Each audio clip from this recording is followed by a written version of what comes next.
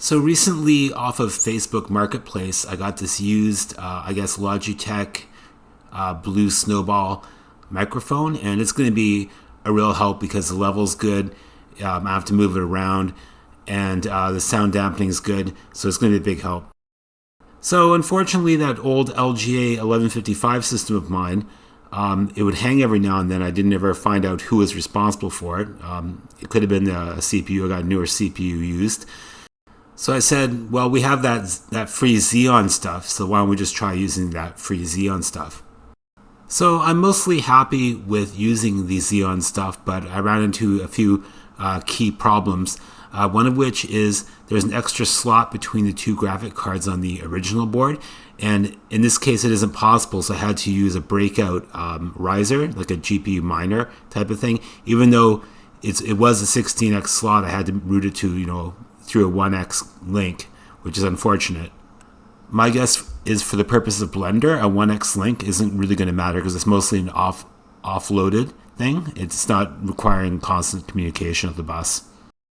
So after a while, I figured out I could use the memory that I got free with the Xeon set to add to my former memory. The only problem is the CPU is limited to 1333 instead of 1600. I think all the memory is rated for that, but I don't think the CPU can do it.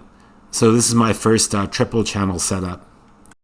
So this motherboard and the Xeon chip would have been glorious in their day. That was around the Core 2s. And it works for what I needed to use it for, but it has some issues like it doesn't have EFI. Not that I use one, but it wouldn't have a TPM. So just for fun tonight, I was thinking about things you can do with a VM if your motherboard doesn't support whatever in the first place. So I thought this memory test thing needs EFI to boot. So I thought, let's emulate EFI using the VM. And it did in fact work. I was just looking through the TPM settings there.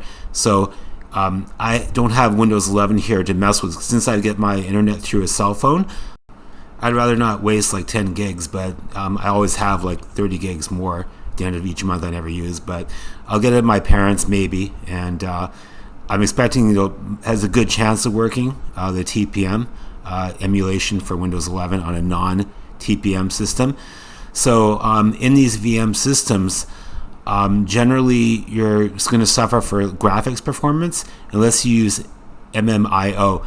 In that case, you're detaching some device from your system and you're mapping that PCI card to the VM, and then it can use it at a high speed.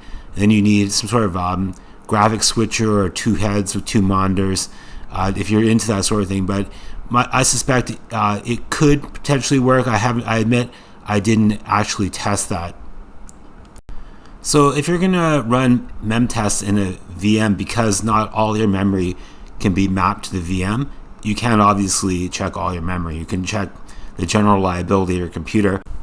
I haven't actually seen any problems with this Xeon set that I got, and I'm very happy with it. It does take a long time to start up for some reason. It seems to take forever before it posts. So I like to use this Freon GNOME applet for monitoring various temperatures and whatnot. And in my video about the Xeon stuff, I was concerned about the Northbridge temperature, and it never really gets above 70, so I wouldn't be concerned about anything below 80. So it may or may not be high, but I don't really care. That's okay for me. So here you can see I have two GPUs in the system, a GTX 1660 and a 1660 Ti, and together they're supposed to render Blender. I suspect they're going to do that. I'm not crazy about the breakout situation, but I think it's under control, so it is what it is. So later you can see that everything inside the VM is still stable, so it's doing all this, whatever it's doing, and moving itself around inside of a virtual memory and not messing up in any way, which is great. Thanks for watching.